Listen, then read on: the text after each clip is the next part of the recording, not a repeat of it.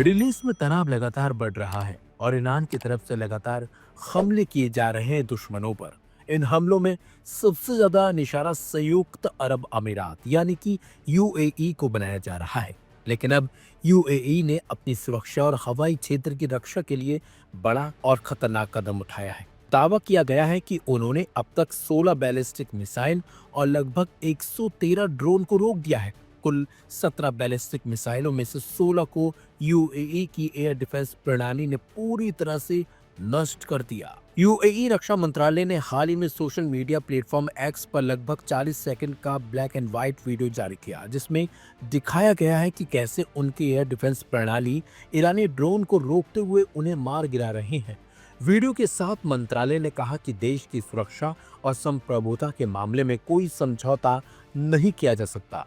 Drone UAE को निशाना बनाने की कोशिश कर रहा था, जिसे समय रहते मार गिराया गया। मंत्रालय ने यह भी कहा कि और स्पष्ट किया कि यूएई सशस्त्र बल हमेशा किसी भी खतरे को रोकने के लिए पूरी तरह से मुस्तैद और तैयार है। वह रक्षा मंत्रालय के आंकड़ों के मुताबिक अब तक यूएई पर कुल 238 बैलिस्टिक मिसाइल दागी गई हैं, जिसमें से 1422 ड्रोन और 8 क्रूज मिसाइलें दागी गई हैं। 1342 को रोक दिया गया है, जबकि 80 ड्रोन यूएई के इलाके में गिरे हैं। रविवार को देश में 17 बैलिस्टिक मिसाइल 117 ड्रोन का पता चला है, जिनमें से 16 मिसाइल 113 ड्रोन को इंटरसेप्ट किया गया, जबकि 1 मिसाइल और 4 ड्रोन समुद्र में गिरे हैं। यूएई के रक्षा मंत्रालय ने यह भी कहा कि ईरान ने अमेरिका और इजराइल के हमलों के बाद पड़ोसी देशों में जवाबी कार्रवाई शुरू की है।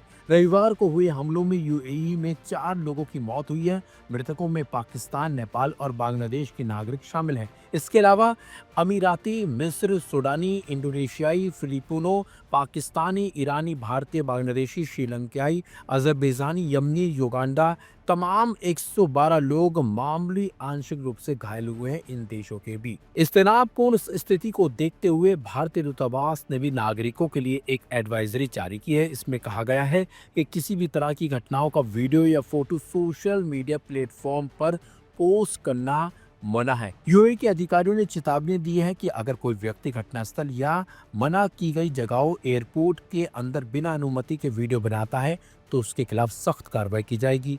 भारतीय दूतावास ने कहा है कि सभी भारतीय नागरिकों को अपनी सुरक्षा सुनिश्चित करने और कानूनी नतीजों से बचने के लिए इन नियमों का सख्ती से पालन करना चाहिए।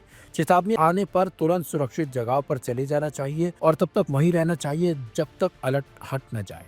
मिडिल ईस्ट में जंग का 10वां दिन है और यूएई ईरान की ओर से आ रहे हमलों का मुंहतोड़ जवाब दे रहा है। ये देश की एयर डिफेंस प्रणाली लगातार ड्रोन और मिसाइलों को रोक रही है। ये स्थिति स्पष्ट करती है कि यूएई अपनी सुरक्षा को सर्वोच्च प्राथमिकता दे रहा है और किसी भी खतरे का सामना करने के लिए पूरी तरह से मुस्तैद खड़ा है।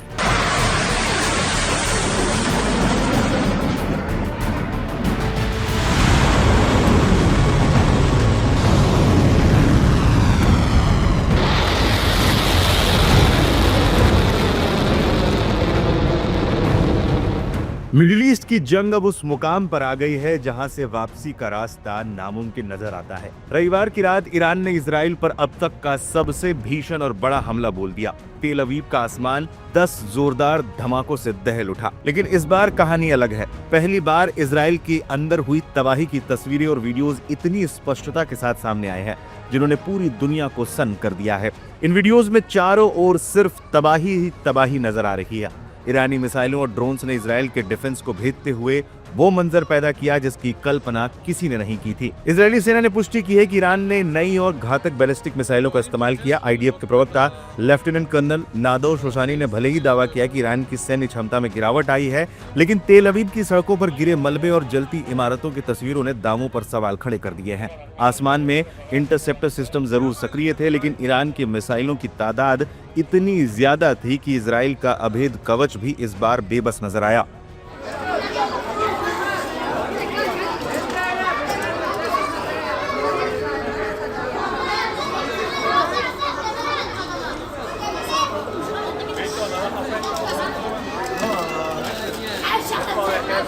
I'm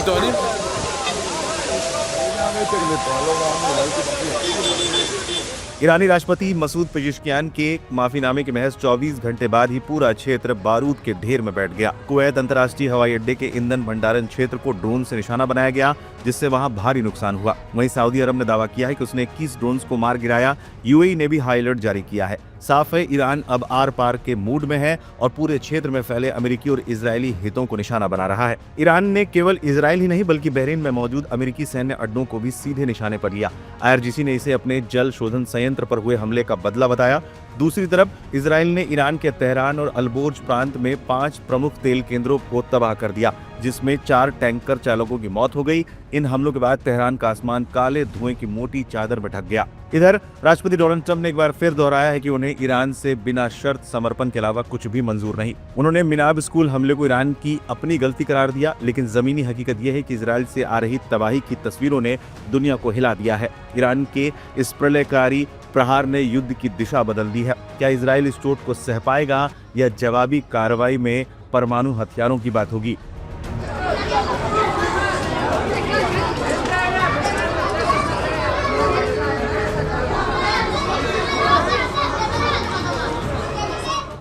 Hazrat Ayatollah Syed Mujtaba Husaini Khamenei हफज़हुल्लाह به عنوان वली अम्र मुस्लिमीन जहान व रहबर आली कद्र जमहूरी इस्लामी ईरान तायीन गर्दीदंद। अल्लाहु अकबर।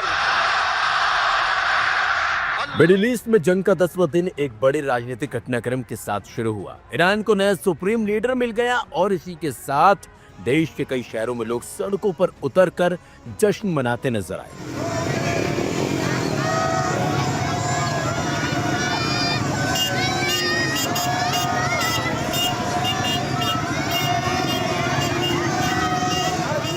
राजधानी तेहरान में समर्थकों ने झंडे लहराए, आतिशबाजी की और नए नेतृत्व के समर्थन में नारे लगाए। इस राजनीतिक बदलाव के बीच ईरान ने इजरायल पर मिसाइलों की 2 नई लहरें दागकर साफ संकेत दे दिया है कि युद्ध की दिशा अब और ज्यादा आक्रामक हो सकती है। अयतुल्लाह अली खामेनेई की मौत के बाद उनके बेटे मुज्तबा खामेनेई को देश का नया सुप्रीम लीडर चुना गया है।